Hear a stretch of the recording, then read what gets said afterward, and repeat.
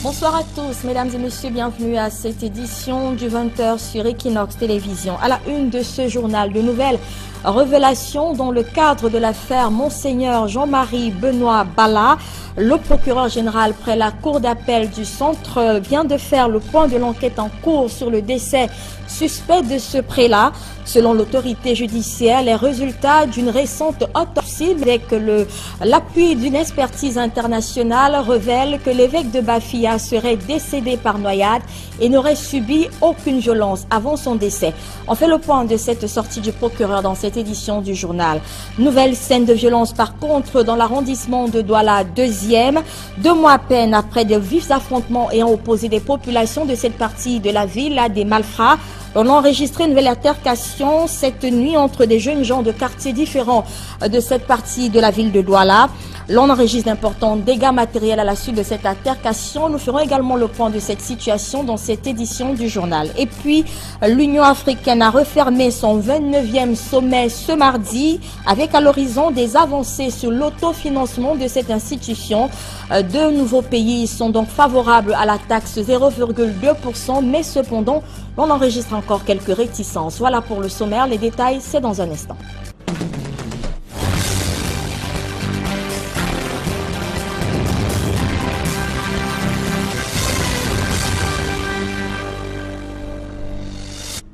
Une fois encore, mesdames et messieurs, bonsoir et bienvenue à cette édition du journal. C'est donc un nouveau rebondissement spectaculaire dans le cadre de l'affaire Monseigneur Jean-Marie Benoît Bala. Les autorités judiciaires camerounaises qui disent avoir bénéficié de l'appui d'une expertise internationale parlent d'une mort par noyade. Le procureur général près la Cour suprême du centre a fait le point de l'enquête encore en cours dans le cadre de cette affaire. La version du procureur prend le contre-pied de celle de l'assassinat soutenu par l'Église catholique. On fait le point de cette sortie du procureur avec Donald Brice-Cambran et Séverin Tchouban. Le communiqué du procureur général près la cour d'appel du centre renseigne que les 2 médecins légistes internationaux commis par Interpol sont le professeur Michael Tsokos, directeur de l'Institut de médecine légale de Berlin, et le docteur Mark Mulder, en charge de la coordination de l'unité d'identification des victimes des catastrophes à Interpol. Les experts internationaux ont, après examen approfondi du code de l'évêque de Bafia, conclu que la noyade est la cause la plus probable du décès du prélat, en l'absence, je cite, de toute trace de violence sur le corps du défunt. Le recours aux 2 médecins internationaux est intervenu après que des autopsies ont été pratiquées sur la dépouille de l'évêque de Bafia et un premier examen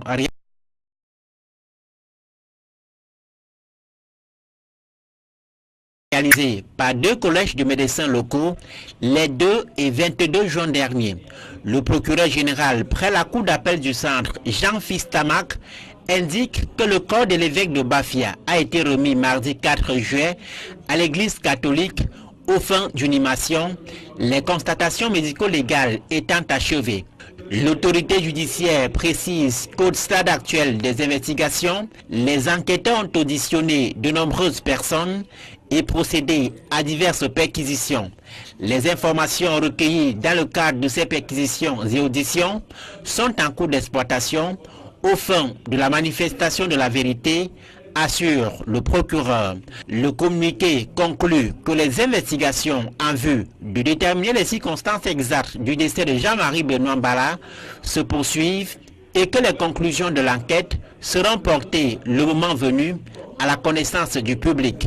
Une version qui contraste avec celle de la conférence épiscopale nationale qui avait parlé dans une sortie récente d'un assassinat brutal de l'évêque de Bafia avant de dénoncer la persécution des prélats catholiques au Cameroun.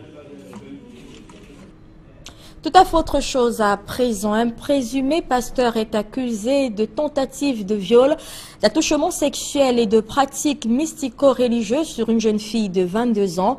L'homme aurait profité d'une séance dite de délivrance pour droguer sa victime et accomplir son forfait.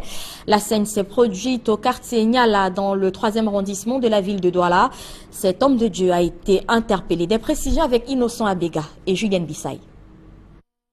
C'est l'histoire de Pascaline, Jeune dame de 22 ans qui se rend chez une belle-sœur pour une visite. Une fois à destination, elle constate que plusieurs personnes sont rassemblées dans la maison pour une séance de prière. Elle est alors invitée par le pasteur à rejoindre le groupe, mais elle décline l'offre. C'est là, moi, elle lui dit que non, il faut que je rentre. C'est là, il me dit que non, il faut qu'on prie d'abord. C'est là, elle lui dit que moi, je ne suis pas venue pour prier, je veux déjà rentrer. L'homme de Dieu voit tout de suite en elle la manifestation du démon. C'est là, il avait frotté l'huile d'olive là sur sa paume de main. Il avait commencé à me taper en disant que ce n'est pas mon esprit même qui parle en moi, c'est les démons. La jeune s'écroule et perd connaissance. Au réveil, il a demandé le charbon et l'eau, on lui a donné tout ça. Dans le seau, il y avait le couteau à l'intérieur. Elle se retrouve avec sur ses parties intimes les traces du pasteur. Il a pris le sel qu'on prépare avec, il a versé dans le même seau. Il a commencé à envoyer sa main dans mon ventre. Le lendemain, il faisait les sels, c'était seulement le sang qui sortait. Notre enquête nous conduit à la rencontre du dit pasteur. L'homme de Dieu nie les faits qui lui sont reprochés. Et je reconnais avoir prié sur la jeune fille. Ce jour-là même, je n'étais pas seul. J'étais avec un pasteur évangéliste et beaucoup d'autres personnes qui étaient là.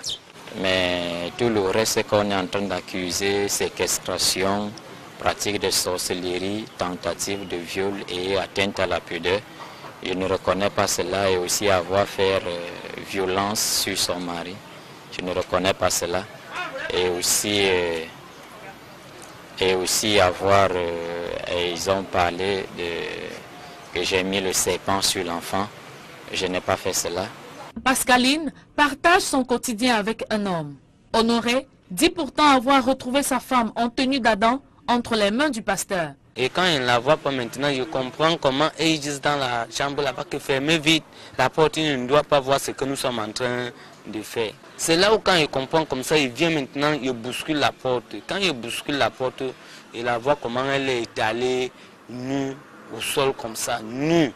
Je veux sortir maintenant, c'est là où on me met moi-même, on m'arrête le cou, on me donne les coups de poing que moi-même je ne dois plus sortir. La vérité dans cette affaire sera sans doute établie par Dieu lui-même.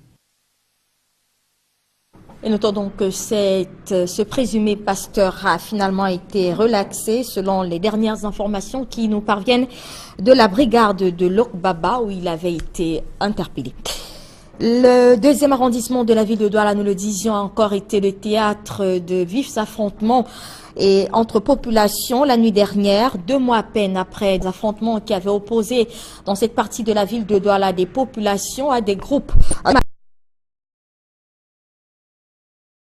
Alpha, ces affrontements avaient fait un mort. Une altercation a encore été enregistrée la nuit dernière entre populations de différents quartiers, à savoir le quartier Nkongmondo et le bloc Kiaka, un bloc du quartier Nubel. Des affrontements qui ont causé d'importants dégâts matériels. Le récit des faits avec Donald Agnouzwa. Le lieu dit ancien Sinekam dans le 2e arrondissement de Douala a été le théâtre de violents affrontements ayant opposé dans la nuit de lundi à mardi les jeunes de la nouvelle route Commando à ceux de Kiaka, un bloc du quartier New Bel Congo. À l'origine de ce regain de violence, une histoire d'une banalité certaine avec à la clé des conséquences d'une extrême gravité. On a invité à faire, on a organisé à faire au quartier. Bon, il y avait une fille au nom de Linda. Bon, elle a invité les gars de Commando. Nous, on a dit qu'on invite les gars parce que les gars sont de partout, ils organisent les bagarres.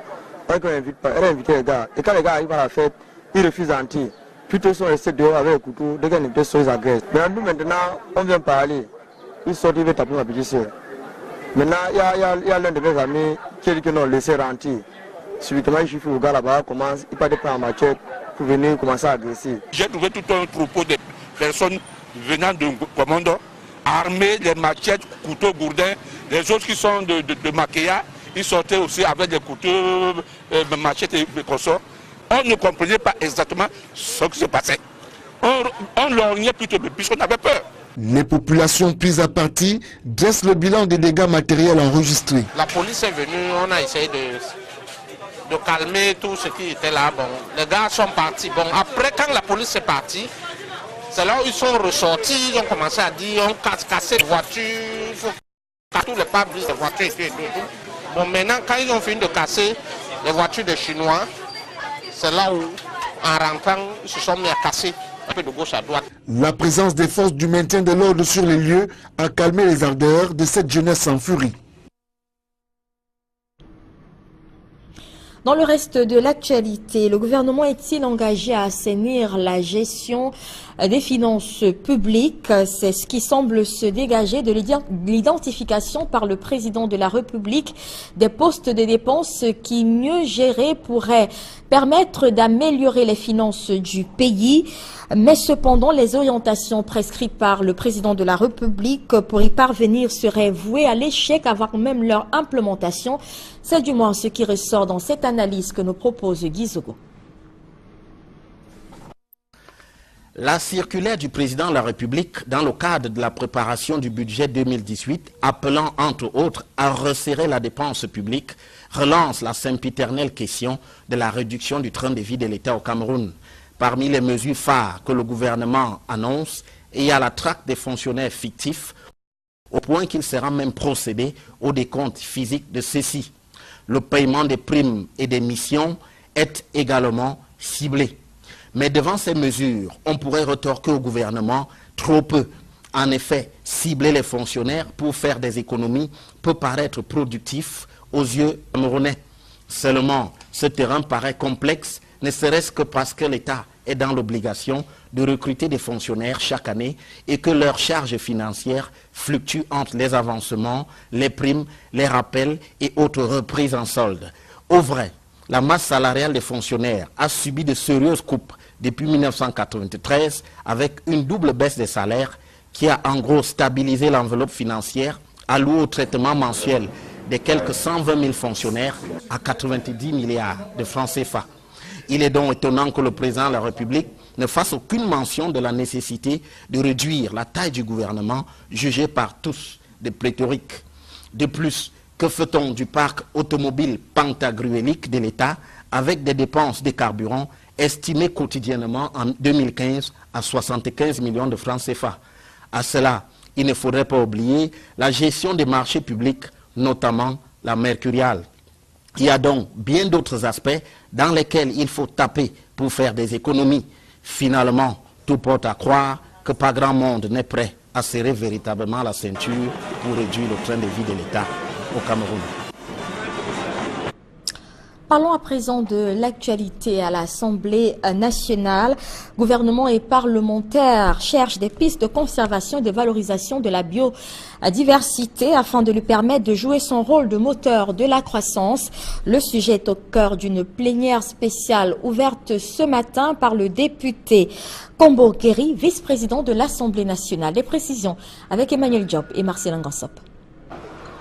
Le Cameroun dispose d'une biodiversité très riche et pourtant son apport à l'économie nationale reste faible en dépit de quelques initiatives, certes salutaires, mais qui peinent à porter les fruits escomptés. Il faut d'abord préserver ce que nous avons et lorsqu'on ne le préserve pas, vous voyez ce que nous encaissons, c'est-à-dire le changement climatique.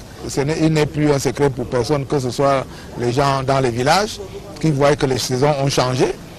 Et cela trouble leur mode de vie au niveau de l'agriculture, de la pêche et de l'élevage. Il faut aussi regarder la déforestation. La déforestation fait que les capacités de captage du CO2 sont diminuées et il y a donc aussi des émissions de gaz à effet de serre qui entraînent le réchauffement climatique.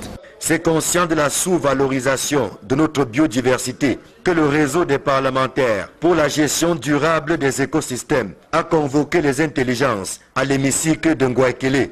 Il est question de proposer des pistes pour accroître la valorisation économique de notre biodiversité afin qu'elle joue le rôle qui est le sien dans le développement du Cameroun. Nous qui venons de la région de l'extrême nord, il faut comprendre qu'avec l'avancée du désert et le réchauffement climatique, nous devons planter les arbres. Pendant l'intercession, nous sensibilisons les populations et à chaque fois que nous constatons qu'il y a quelque chose d'anormal, nous essayons d'attirer leur attention afin qu'elles comprennent le danger. Le discours tel qu'il est tenu sur la conservation et la valorisation de la biodiversité nous va droit au cœur en tant qu'autorité traditionnelle. Car en fait, depuis la nuit des temps, la tradition a toujours milité pour la conservation de toute la ressource naturelle ou alors la gestion durable. Je vous prendrai un exemple fort simple.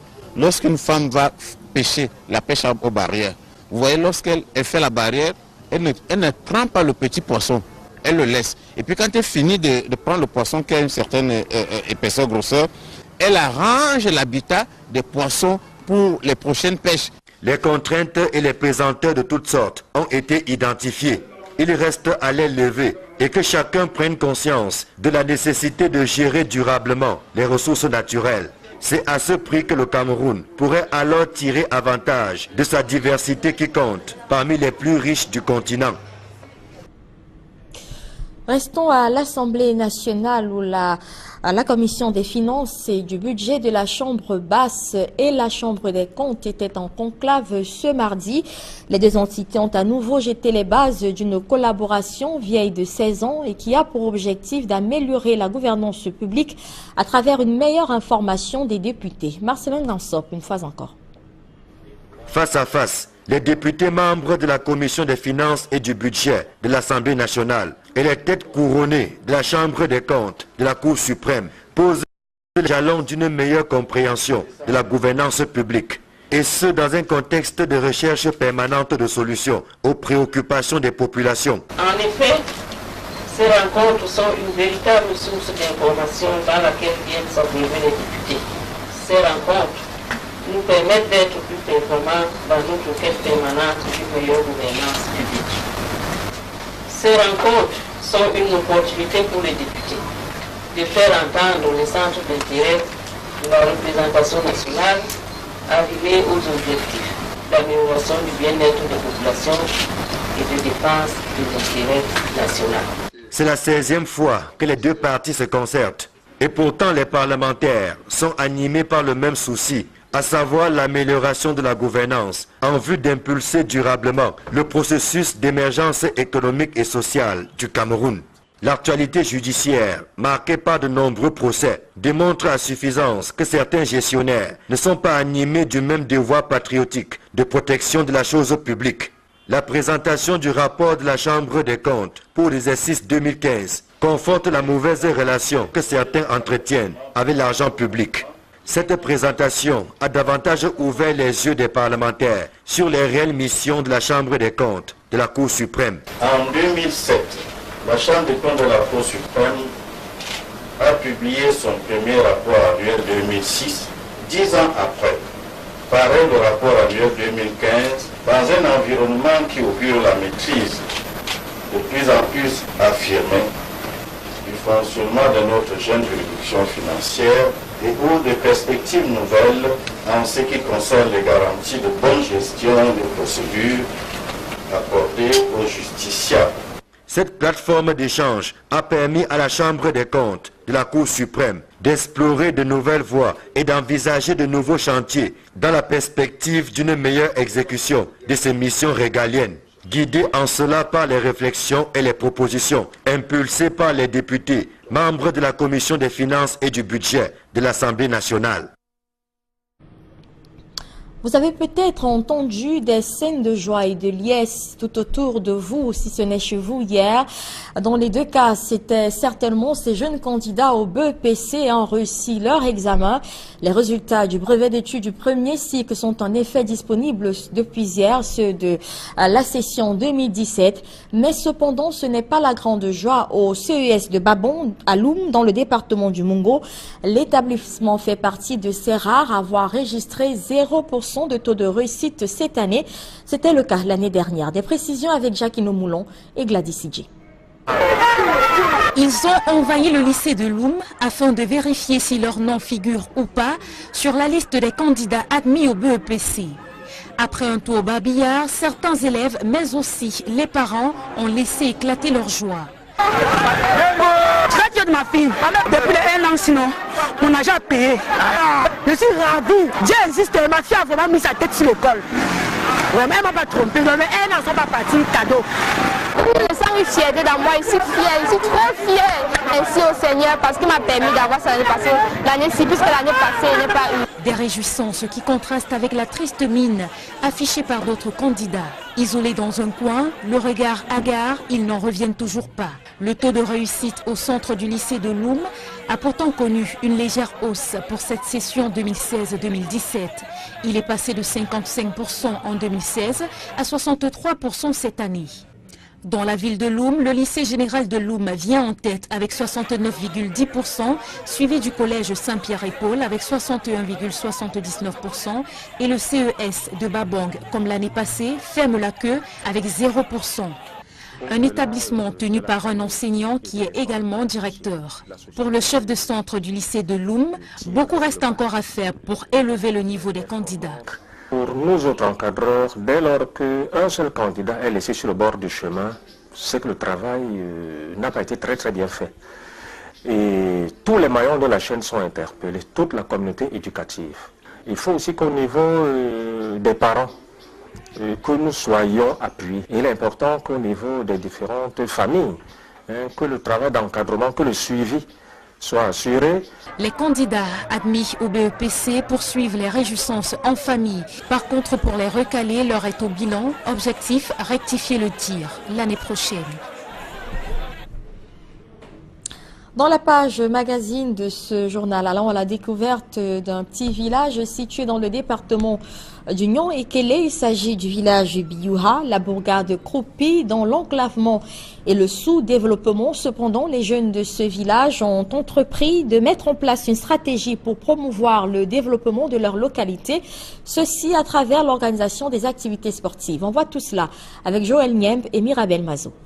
La situation des populations de ce village. Son poids, situé dans l'arrondissement de Biyuha, dans le département du Nyon-Ekele, est critique. Cette piste est le seul passage qui permet les entrées et sorties dans cette localité. Les populations font face au manque d'eau, au manque d'énergie électrique. Elles sont très actives dans le secteur de l'agriculture, mais alors ont des sueurs froides quand vient le moment d'écouler leurs vivres au marché. On travaille, mais on n'a pas de véhicules pour amener nos trucs en ville pour vendre. On est en difficulté de la lumière. On se dit qu'on nous donne la lumière, mais chaque fois on est dans l'obscurité. Les motos nous prennent trop cher pour le transport. Une moto comme ça, quand tu as un sac de manioc, ils préfèrent te prendre même 4 000 francs. Pendant cette période de vacances, beaucoup quittent ce village pour la ville en quête de meilleures conditions de vie. Une pratique qui ne fait pas l'unanimité avec les élites de ce village qui votent pour le rassemblement autour des activités sportives et autres loisirs qui pourront éveiller la créativité de la jeunesse afin d'attirer des ondes de développement. Ce tournoi, c'est un tournoi, cette 3e édition, c'est par rapport au rassemblement. C'est d'abord le rassemblement des fils et filles de l'arrondissement de Biyuha. Parce que si nous ne sommes pas rassemblés, nous ne pouvons pas construire. Il faudra qu'on soit rassemblés pour pouvoir construire ensemble notre arrondissement. Et je lance un appel solennel à tous mes frères et sœurs de venir au village, de venir encourager les enfants pendant ces vacances. Et il y aura beaucoup de mouvements pendant ces vacances pour pouvoir encourager les jeunes à rentrer au village. Le sport comme moyen de rassemblement des jeunes, les populations sont heureuses de cette initiative. Je suis émerveillé aux acteurs sociaux plutôt que mon jeune frère apporte dans l'arrondissement de Biyuha et particulièrement dans le département du Nyon-Ekele. Ce qui fait l'exode rural aujourd'hui, c'est parce qu'il n'y a pas de mouvement dans des villages. C'est parce qu'il n'y a pas de mouvement, il n'y a rien. Les gens, les enfants, nos frères, ils partent du village pour la ville. Parce qu'ils n'ont pas d'activité pendant les vacances. La main reste tendue vers les autorités territoriales pour le réaménagement des voies d'accès et l'approvisionnement en eau et en énergie. Cette localité de Biyuha située dans le département du Nyon-Ekele. Cette note à l'étranger avant la seconde partie de ce journal, je le disais, les travaux de la 29e Assemblée de l'Union africaines se sont refermées ce mardi à Addis Abeba. La question de l'autofinancement de cette institution est longuement revenue pendant ces travaux. Au sortir de la rencontre, des perspectives sont bonnes en termes de réformes financières, et ce malgré la réticence de quelques pays. Il faut noter cependant que plusieurs nations africaines sont désormais favorables à cette taxe de 0,2%. Et nous reparlons de ce 29e sommet dans la seconde partie de ce journal avec notre invité. À tout de suite.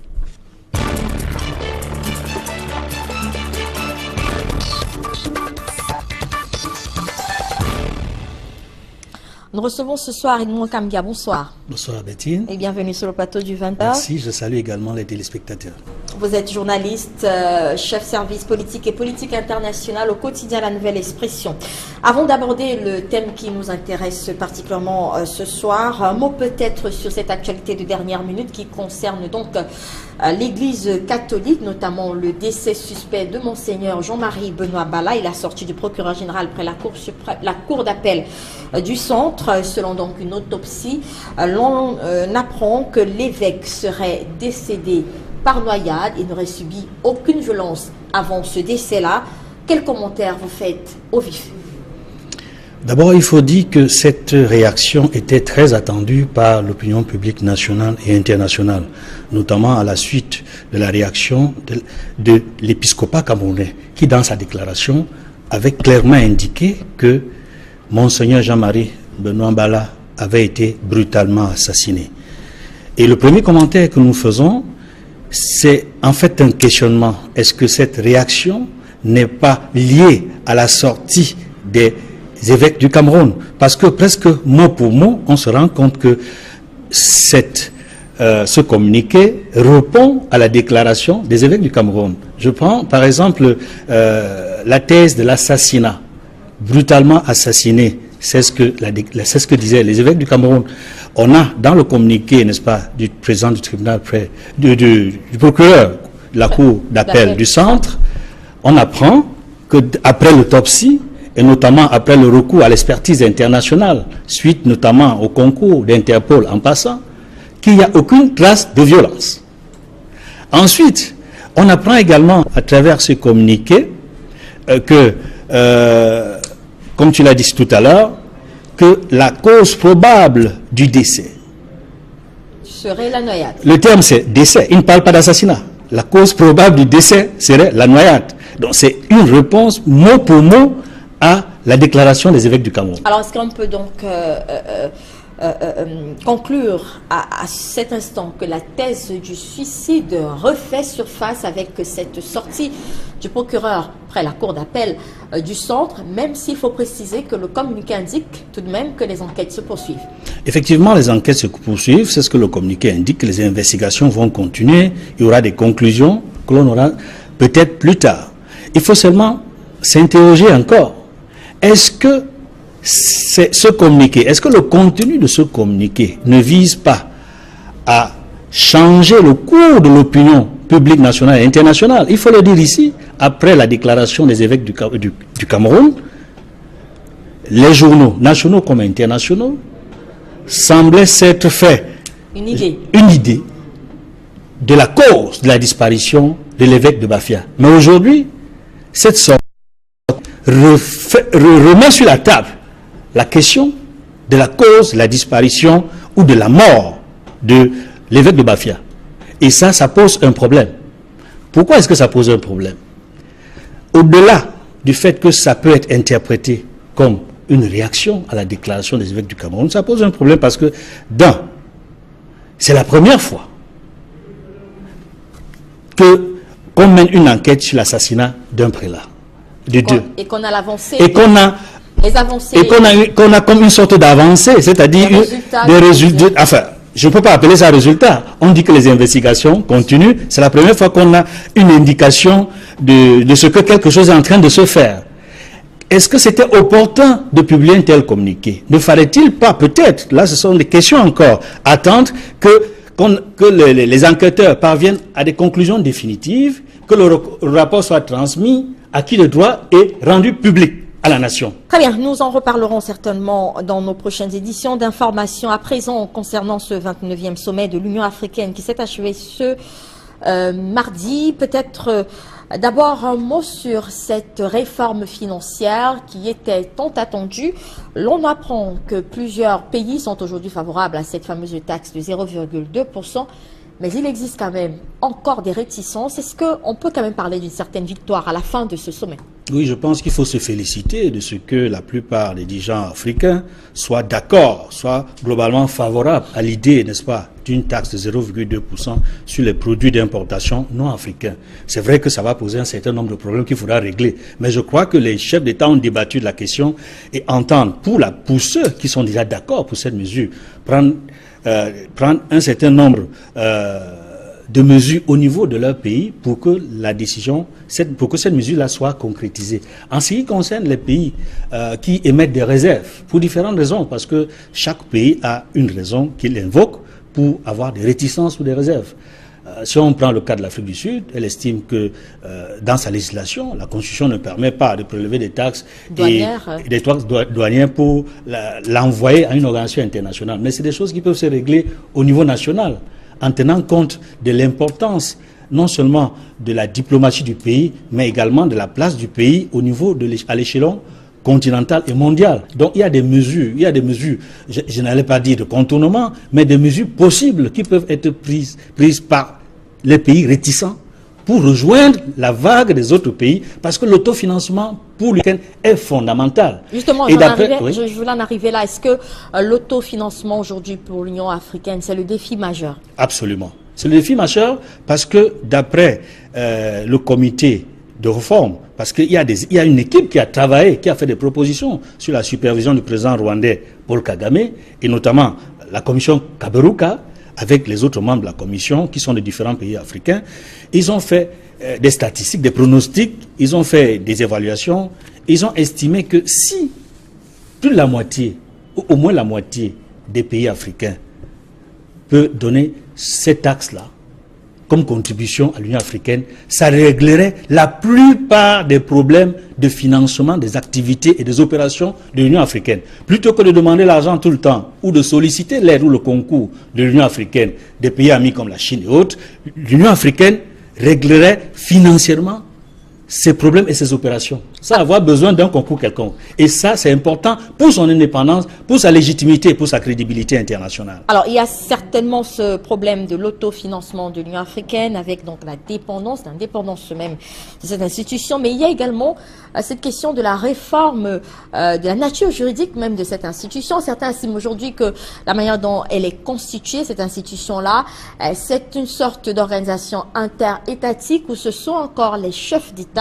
qui prennent au finish ces décisions, et que finalement le président en exercice qui est là, alors qui n'a pas vraiment droit de veto au sein de cette organisation. Oui, je dois te dire que c'est un vieux débat, le débat de savoir quelle est effectivement la place du président de la Commission de l'Union africaine, qui était autrefois le secrétaire général de l'OUA, face à un président en exercice tout puissant, face aux chefs d'État qui en sommet sont tout puissants. Donc, sur cette question, il me semble que la commission qui a fait des réformes a fait des propositions, mais il ne faut pas s'attendre à ce que toutes les propositions soient entérinées immédiatement.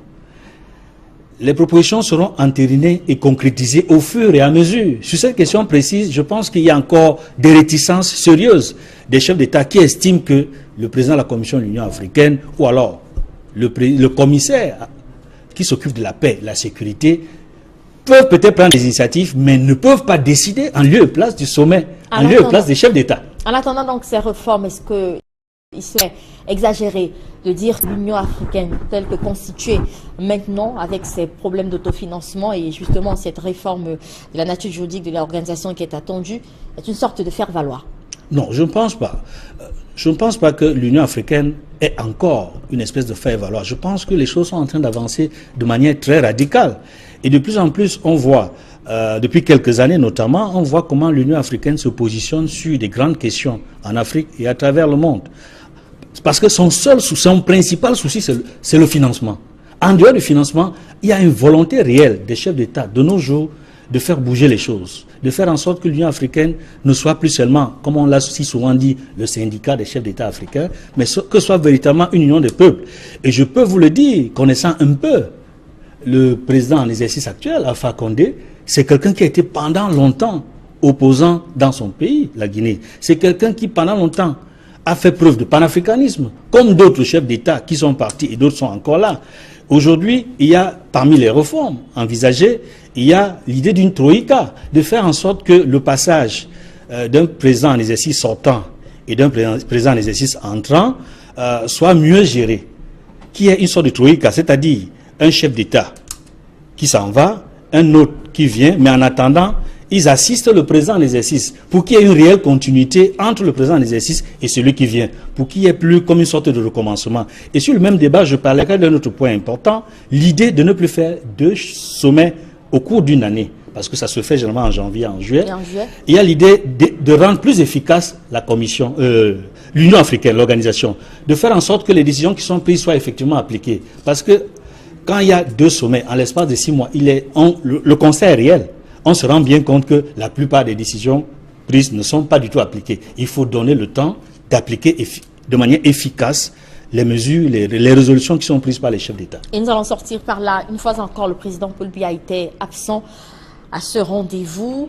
Il a été représenté par son premier ministre Philémon Yang. Comment est-ce qu'on interprète cette multiplication des absences du président de la République à ce grand rendez-vous, vous le dites, des décisions africaines?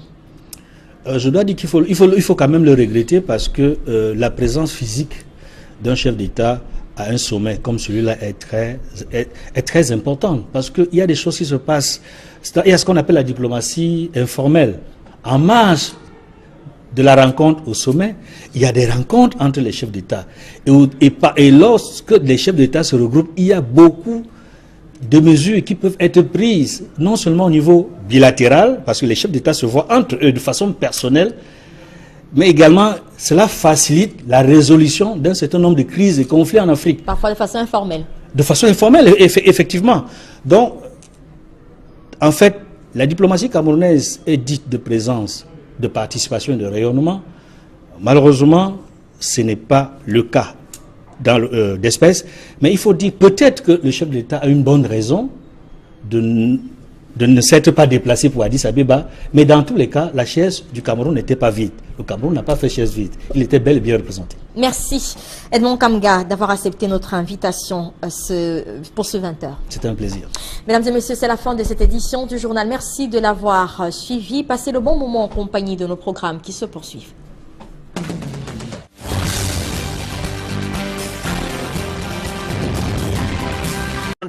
D'un assassinat brutal de l'évêque de Bafia avant de dénoncer la persécution des prélats catholiques au Cameroun.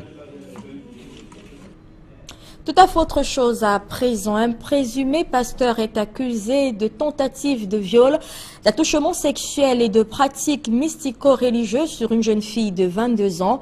L'homme aurait profité d'une séance dite de délivrance pour droguer sa victime et accomplir son forfait. La scène s'est produite au quartier Niala dans le 3e arrondissement de la ville de Douala. Cet homme de Dieu a été interpellé. Des précisions avec Innocent Abega et Julienne Bissaï. C'est l'histoire de Pascaline, jeune dame de 22 ans qui se rend chez une belle-sœur pour une visite. Une fois à destination, elle constate que plusieurs personnes sont rassemblées dans la maison pour une séance de prière. Elle est alors invitée par le pasteur à rejoindre le groupe, mais elle décline l'offre. C'est là, moi, elle lui dit que non, il faut que je rentre. C'est là, il me dit que non. Il faut qu'on prie d'abord. C'est là, elle lui dit que moi, je ne suis pas venue pour prier, je veux déjà rentrer. L'homme de Dieu voit tout de suite en elle la manifestation du démon. C'est là, il avait frotté l'huile d'olive là sur sa paume de main. Il avait commencé à me taper en disant que ce n'est pas mon esprit même qui parle en moi, c'est les démons. La jeune s'écroule et perd connaissance. Au réveil, il a demandé le charbon et l'eau, on lui a donné tout ça. Dans le seau, il y avait le couteau à l'intérieur. Elle se retrouve avec sur ses parties intimes les traces du pasteur. Il a pris le sel qu'on prépare avec, il a versé dans le même seau. Il a commencé à envoyer sa main dans mon ventre. Le lendemain, il faisait les sels, c'était seulement le sang qui sortait. Notre enquête nous conduit à la rencontre du dit pasteur. L'homme de Dieu nie les faits qui lui sont reprochés. Et je reconnais avoir prié sur la jeune fille. Ce jour-là même, je n'étais pas seul. J'étais avec un pasteur évangéliste et beaucoup d'autres personnes qui étaient là. Mais tout le reste qu'on est en train d'accuser, séquestration, pratique de sorcellerie, tentative de viol et atteinte à la pudeur, je ne reconnais pas cela, et aussi avoir fait violence sur son mari. Je ne reconnais pas cela. Et aussi avoir, ils ont parlé que j'ai mis le serpent sur l'enfant. Je n'ai pas fait cela. Pascaline partage son quotidien avec un homme. Honoré dit pourtant avoir retrouvé sa femme en tenue d'Adam entre les mains du pasteur. Et quand il ne la voit pas maintenant, je comprends comment ils disent dans la chambre là-bas que fermez vite la porte, il ne doit pas voir ce que nous sommes en train de faire. C'est là où quand il comprend comme ça, il vient maintenant, il bouscule la porte. Quand il bouscule la porte, il la voit comment elle est étalée, nue, au sol comme ça, nue. Je veux sortir maintenant, c'est là où on me met moi-même, on m'arrête le cou, on me donne les coups de poing que moi-même je ne dois plus sortir. La vérité dans cette affaire sera sans doute établie par Dieu lui-même. Et notons donc que ce présumé pasteur a finalement été relaxé selon les dernières informations qui nous parviennent de la brigade de Lokbaba où il avait été interpellé. Le 2e arrondissement de la ville de Douala, nous le disions, a encore été le théâtre de vifs affrontements et entre populations la nuit dernière, 2 mois à peine après des affrontements qui avaient opposé dans cette partie de la ville de Douala des populations à des groupes. Alpha, ces affrontements avaient fait 1 mort. Une altercation a encore été enregistrée la nuit dernière entre populations de différents quartiers, à savoir le quartier Nkongmondo et le bloc Kiaka, un bloc du quartier Nouvelle. Des affrontements qui ont causé d'importants dégâts matériels. Le récit des faits avec Donald Agnuzoa. Le lieu dit ancien Sinekam dans le 2e arrondissement de Douala a été le théâtre de violents affrontements ayant opposé dans la nuit de lundi à mardi les jeunes de la nouvelle route Commando à ceux de Kiaka, un bloc du quartier New Bel Congo. À l'origine de ce regain de violence, une histoire d'une banalité certaine avec à la clé des conséquences d'une extrême gravité. On a invité à faire, on a organisé à faire au quartier. Bon, il y avait une fille au nom de Linda. Bon, on a invité les gars de Commando. Nous, on a dit qu'on a invité les gars parce que les gars sont partout, ils organisent les bagarres. On a invité les gars. Et quand les gars arrivent à la fête, ils refusent d'entrer. Plutôt ils sont restés dehors avec le couteau, dès qu'ils sont ils agressent. Mais nous maintenant, on vient parler. Ils sortent, ils veulent taper ma petite soeur. Maintenant, il y a l'un de mes amis qui a dit que non, laissez rentrer. Subitement, il suffit au gars là-bas, il part de prendre en machette pour venir commencer à agresser. J'ai trouvé tout un troupeau de personnes venant de Commando, armés, les machettes, couteaux, gourdins. Les autres qui sont de Makéa, ils sortaient aussi avec des couteaux, machettes et des consorts. On ne comprenait pas exactement ce qui se passait. On lorgnait plutôt, puisqu'on avait peur. Les populations prises à partie dressent le bilan des dégâts matériels enregistrés. La police est venue, on a essayé de calmer tout ce qui était là. Bon, les gars sont partis. Bon, après, quand la police est partie, c'est là où ils sont ressortis, ils ont commencé à dire on casse les voitures, il faut casser tous les pare-brises des voitures et tout. Bon, maintenant, quand ils ont fini de casser les voitures des Chinois, c'est là où, en rentrant, ils se sont mis à casser un peu de gauche à droite. La présence des forces du maintien de l'ordre sur les lieux a calmé les ardeurs de cette jeunesse en furie. Dans le reste de l'actualité, le gouvernement est-il engagé à assainir la gestion des finances publiques? C'est ce qui semble se dégager de l'identification par le président de la République des postes de dépenses qui, mieux gérés, pourraient permettre d'améliorer les finances du pays. Mais cependant, les orientations prescrites par le président de la République pour y parvenir seraient vouées à l'échec avant même leur implémentation. C'est du moins ce qui ressort dans cette analyse que nous propose Guy Zogo. La circulaire du président de la République dans le cadre de la préparation du budget 2018, appelant entre autres à resserrer la dépense publique, relance la sempiternelle question de la réduction du train de vie de l'État au Cameroun. Parmi les mesures phares que le gouvernement annonce, il y a la traque des fonctionnaires fictifs au point qu'il sera même procédé au décompte physique de ceux-ci. Le paiement des primes et des missions est également ciblé. Mais devant ces mesures, on pourrait retorquer au gouvernement trop peu. En effet, cibler les fonctionnaires pour faire des économies peut paraître productif aux yeux camerounais. Seulement, ce terrain paraît complexe, ne serait-ce que parce que l'État est dans l'obligation de recruter des fonctionnaires chaque année et que leurs charges financières fluctuent entre les avancements, les primes, les rappels et autres reprises en solde. Au vrai, la masse salariale des fonctionnaires a subi de sérieuses coupes depuis 1993 avec une double baisse des salaires qui a en gros stabilisé l'enveloppe financière allouée au traitement mensuel des quelques 120 000 fonctionnaires à 90 milliards de francs CFA. Il est donc étonnant que le président de la République ne fasse aucune mention de la nécessité de réduire la taille du gouvernement, jugé par tous de pléthorique. De plus, que fait-on du parc automobile pantagruélique de l'État avec des dépenses de carburant estimées quotidiennement en 2015 à 75 millions de francs CFA? À cela, il ne faudrait pas oublier la gestion des marchés publics, notamment la mercuriale. Il y a donc bien d'autres aspects dans lesquels il faut taper pour faire des économies. Finalement, tout porte à croire que pas grand monde n'est prêt à serrer véritablement la ceinture pour réduire le train de vie de l'État au Cameroun. Parlons à présent de l'actualité à l'Assemblée nationale. Gouvernement et parlementaires cherchent des pistes de conservation et de valorisation de la biodiversité afin de lui permettre de jouer son rôle de moteur de la croissance. Le sujet est au cœur d'une plénière spéciale ouverte ce matin par le député Kombo Kéry, vice-président de l'Assemblée nationale. Des précisions avec Emmanuel Diop et Marcel Ngansop. Le Cameroun dispose d'une biodiversité très riche et pourtant son apport à l'économie nationale reste faible en dépit de quelques initiatives, certes salutaires, mais qui peinent à porter les fruits escomptés. Il faut d'abord préserver ce que nous avons et lorsqu'on ne le préserve pas, vous voyez ce que nous encaissons, c'est-à-dire le changement climatique. Il n'est plus un secret pour personne, que ce soit les gens dans les villages qui voient que les saisons ont changé.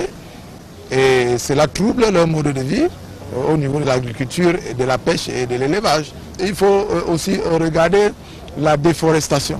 La déforestation fait que les capacités de captage du CO2 sont diminuées.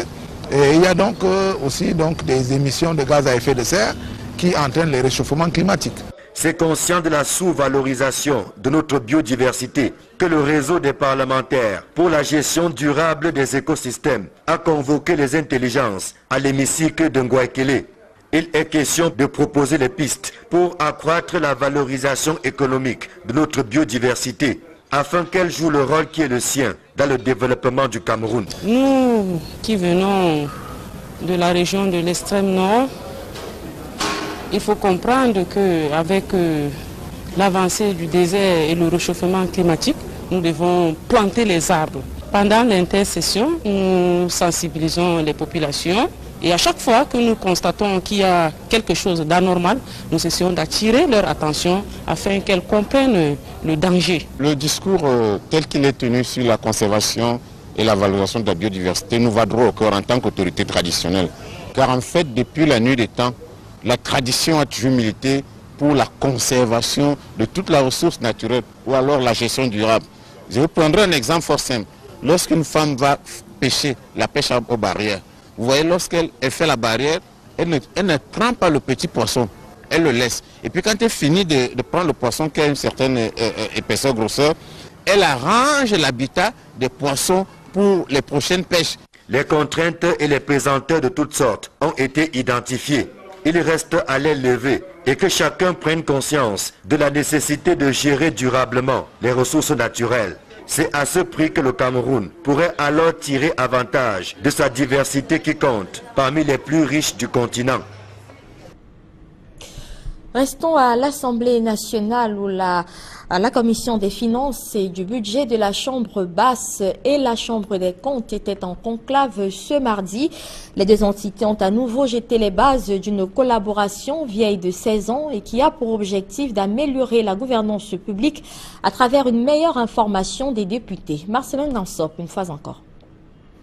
Face à face, les députés membres de la Commission des finances et du budget de l'Assemblée nationale et les têtes couronnées de la Chambre des comptes de la Cour suprême posent le jalon d'une meilleure compréhension de la gouvernance publique. Et ce, dans un contexte de recherche permanente de solutions aux préoccupations des populations. En effet, ces rencontres sont une véritable source d'information dans laquelle viennent s'abreuver les députés. Ces rencontres nous permettent d'être plus performants dans notre quête permanente d'une meilleure gouvernance publique. Ces rencontres sont une opportunité pour les députés de faire entendre les centres d'intérêt de la représentation nationale, arriver aux objectifs d'amélioration du bien-être des populations et de défense des intérêts nationaux. C'est la 16e fois que les deux partis se concertent. Et pourtant, les parlementaires sont animés par le même souci, à savoir l'amélioration de la gouvernance, en vue d'impulser durablement le processus d'émergence économique et sociale du Cameroun. L'actualité judiciaire, marquée par de nombreux procès, démontre à suffisance que certains gestionnaires ne sont pas animés du même devoir patriotique de protection de la chose publique. La présentation du rapport de la Chambre des comptes pour l'exercice 2015 conforte la mauvaise relation que certains entretiennent avec l'argent public. Cette présentation a davantage ouvert les yeux des parlementaires sur les réelles missions de la Chambre des comptes de la Cour suprême. En 2007, la Chambre des comptes de la Cour suprême a publié son premier rapport annuel 2006. 10 ans après, paraît le rapport annuel 2015.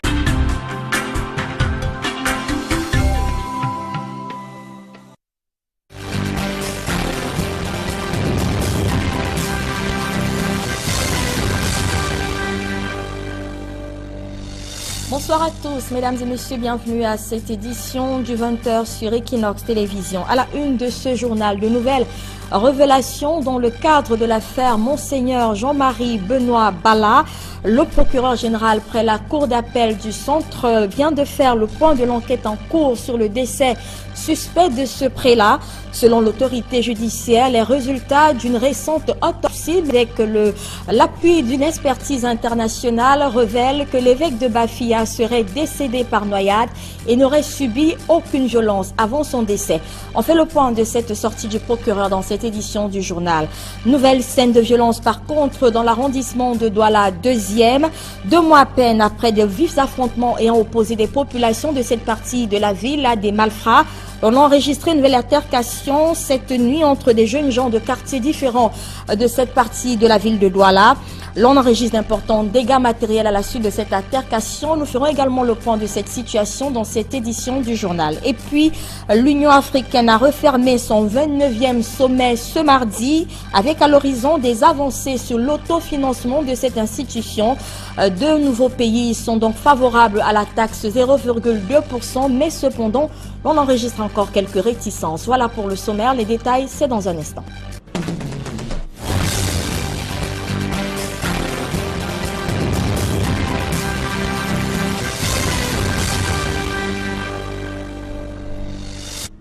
Une fois encore, mesdames et messieurs, bonsoir et bienvenue à cette édition du journal. C'est donc un nouveau rebondissement spectaculaire dans le cadre de l'affaire Monseigneur Jean-Marie Benoît Bala. Les autorités judiciaires camerounaises qui disent avoir bénéficié de l'appui d'une expertise internationale parlent d'une mort par noyade. Le procureur général près la Cour suprême du centre a fait le point de l'enquête encore en cours dans le cadre de cette affaire. La version du procureur prend le contre-pied de celle de l'assassinat soutenu par l'Église catholique. On fait le point de cette sortie du procureur avec Donald Brice-Camgan et Séverin Tchouban.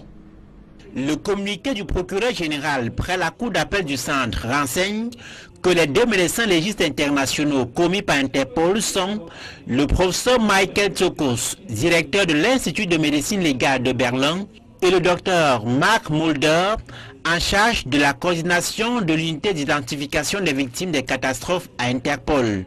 Les experts internationaux ont, après examen approfondi du code de l'évêque de Bafia, conclu que la noyade est la cause la plus probable du décès du prélat, en l'absence, je cite, de toute trace de violence sur le corps du défunt. Le recours aux 2 médecins internationaux est intervenu après que des autopsies ont été pratiquées sur la dépouille de l'évêque de Bafia et un premier examen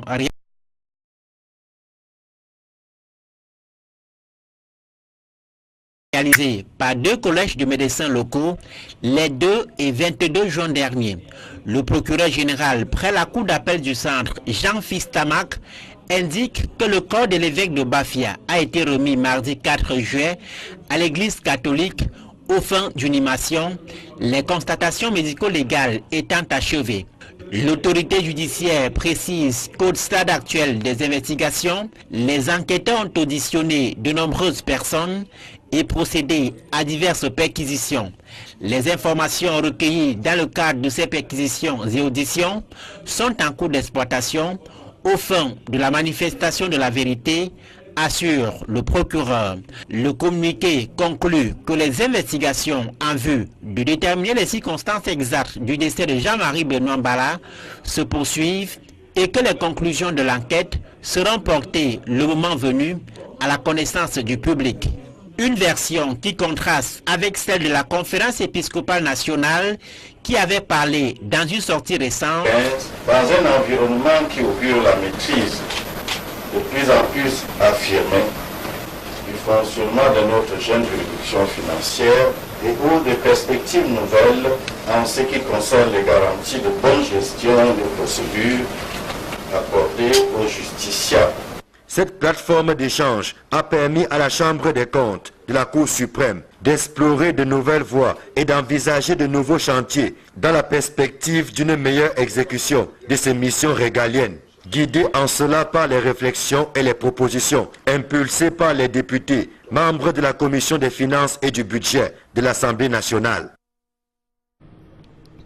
Vous avez peut-être entendu des scènes de joie et de liesse tout autour de vous, si ce n'est chez vous hier. Dans les 2 cas, c'était certainement ces jeunes candidats au BEPC ayant réussi leur examen. Les résultats du brevet d'études du premier cycle sont en effet disponibles depuis hier, ceux de la session 2017. Mais cependant, ce n'est pas la grande joie au CES de Babong, à Loum, dans le département du Mungo. L'établissement fait partie de ces rares à avoir enregistré 0% de taux de réussite cette année. C'était le cas l'année dernière. Des précisions avec Jacquino Moulon et Gladys Sidji. Ils ont envahi le lycée de Loum afin de vérifier si leur nom figure ou pas sur la liste des candidats admis au BEPC. Après un tour babillard, certains élèves, mais aussi les parents, ont laissé éclater leur joie. Très fier de ma fille. Depuis les 1 an, sinon, mon agent a payé. Je suis ravi. Dieu existe. Ma fille a vraiment mis sa tête sur l'école. Vraiment, elle ne m'a pas trompé. Mais 1 an, ils sont pas partis. Cadeau. Je sens une fierté dans moi. Je suis fière. Je suis trop fière. Merci au Seigneur parce qu'il m'a permis d'avoir ça l'année passée.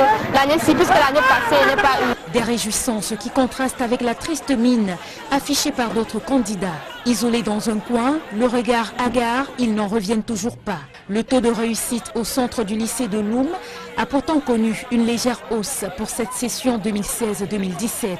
Il est passé de 55% en 2016 à 63% cette année.